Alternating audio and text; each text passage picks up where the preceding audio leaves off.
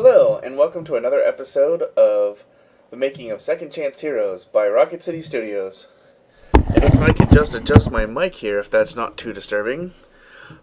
We are in the second unknown path level, and this is the level for which the two halves of it are named. Now, this level was also built during the short dungeon phase, and I wish it wasn't, because I would have made it a bit longer. Initially, we just had this top part up here.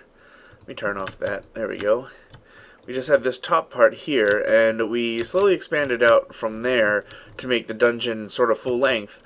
But the problem was that the initial design of the level called for a bunch more rooms and pathways to be built in, and once we already had built the middle part, going and building that would have had to been planned from the start, basically. But nonetheless, it's still, I think, a very good level. So this one's going to take me a while to do the walkthrough on, because it actually has multiple paths through it. And not like multiple, paths, like you could go to the left or the right of this pillar, but like alternate paths. Now this part over here, where there's a slime river, also at one point in time we expanded the level out further in this direction. And over here was an area where you rode these little boat carts around, and you were shot at by little artillery boats, like the one found in the beginning here. But that didn't work out. It wasn't very fun. The platforms are really buggy, and we were hoping to put the game out sooner, and so we decided to scrap that. But nonetheless, you start here in the room from the last level. Now you see this room has been cut way down, and that's so that it doesn't interrupt the camera, because like I said at the end of the last video, this room was actually added later and was built over top of this other level. I mean, literally over top of it. And so to maintain the integrity of not having a giant wall in front of you while you're trying to kill zombies, this second part, it's all been cut down so that you can see outward. Nonetheless, you start down here, so you don't actually start in the old safe room, because there's almost no point in making you jump back down and all that kind of stuff, and then we'd have to put a jump pad somewhere. So you just start down here, where you fought the blood top at the end of the last level, and you head on out into this reservoir. And that is what it is. I don't know if people get that, but I built this level to be a sewer. I was directed to build this level as a sewer, but that was kind of where they left it. And so I built this lower reservoir, and it comes down from the upper sewer here. You come up these stairs here at the... Oh, geez, I skipped way forward. After going through a small gauntlet down in the reservoir, you come up the stairs into the main sewer area. The elevation changes in the level are designed around maintaining the integrity of that level there. So over here, we have another waterfall, which actually, I guess, yeah, got taken out.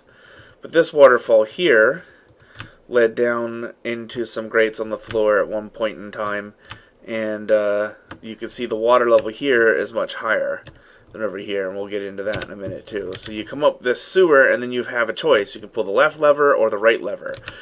Doing that will open up an alternate one of these two doors, and then you can either progress through the level clockwise or counterclockwise, ultimately going all the way in a circle and ending up back out of the other side. So if you start going to the bottom side, you come out of the top side. If you start going to the top side, you come out of the bottom side. And then you progress back up through the middle into a small encounter in the gate room. If you've pulled all the right levers and everything, you get access to the first treasure room over here. And this is sort of the Hobo City.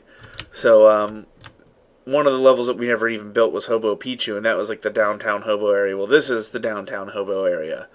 So this is kind of, here we go, basically this is the Hobo City, the main mecca of it. And actually, if this was like an MMO or something, this would go on for quite some distance, but since you can't see forever, it's just, like in-game, you can only see like this far. But it gives the impression that there's a lot of city up there. And this area at one point was a safe room, but we made it not a safe room, and it just ends in the boss room. Like here, there's just a staircase to nowhere, because you really can't see that far, and even if you can pan the camera all the way over, you can sort of see just the base of that. It's not really going to give it away, but just in case, we built a whole wall there. Alright, so once you get to the first treasure room, you can come over, if you've pulled all the right levers, and get the second treasure room. And here you can see there's like a dam of stuff. One of the neat little set pieces in here. You can see all of this stuff kind of wedged in, holding the water back. And that's why the reservoir is empty and everything. And so now the way is empty to this last room here, which might be like a pumping room or a resting room. If it was a real sewer, where, you know, they let stuff kind of sit in there and compost and then open the gates and let it out. Well, I mean, these gates wouldn't hold back water, but you know what I mean, where they would then drain this room and bring in the next set of stuff. And so this room here is where you fight the boss, and you got this neat dungeon, or not dungeon, encounter where you jump back and forth to avoid poisonous gas while fighting bosses and avoiding zombies. And after you defeat that, the level is over. And the next level is, of course, the palace, the Hobo Palace. And so a couple of the things that we had tried in this level, like the puzzles and things, what I would have liked to have done would be that instead of just going left or right, have sequences of rooms and locked areas, and where like you head in and you pull a lever and it changes things, and you sort of have to like puzzle your way through.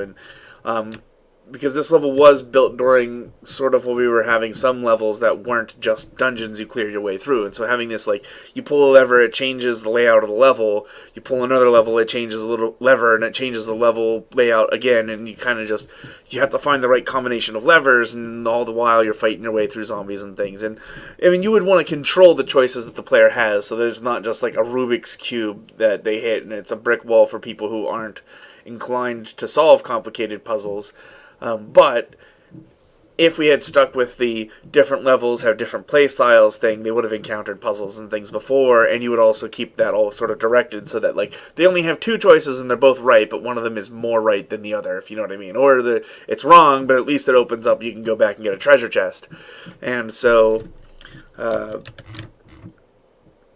that would be the balancing factor if this level was entirely built in that manner, like we originally had planned. But like I said, when we planned this level isn't when we built this level. So when we planned this level, the levels were longer, and then when we built it, the levels were shorter, and then we made them longer again. And that was a thing that we went through a lot, just trying to really pin down what would make our game fun. Because unlike maybe in a regular production environment where you can like design the game you want to build and then build the game you want to build, we were building our engine alongside, and we had a very small team, and so we had to figure out what we can do in the amount of time that we have. And so there were, of course, I mean, in the beginning, talk about like, oh, it'd be great if we could make it like an MMO or a browser-based MMO or all that kind of stuff, or like that we could have like 100 levels. And then as we sort of got our engine together, we looked at like what gameplay can we do that is fun, and what gameplay did we kind of want to do that's not actually fun. And so like these sorts of puzzles and things weren't as fun in the system that we designed, but like killing hordes and hordes of zombies was. And so we went the hordes of zombies road eventually, but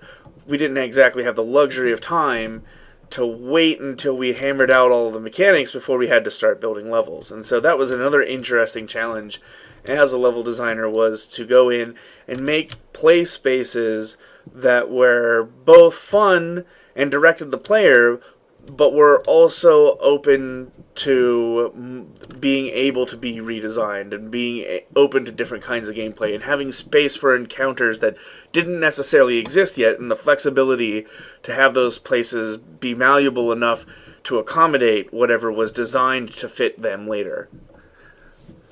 Alright, well that wraps it up for the Unknown Path, the next pair of levels. Actually, no, the next pair of levels is not a palace. I said that earlier and I'm lying, apparently.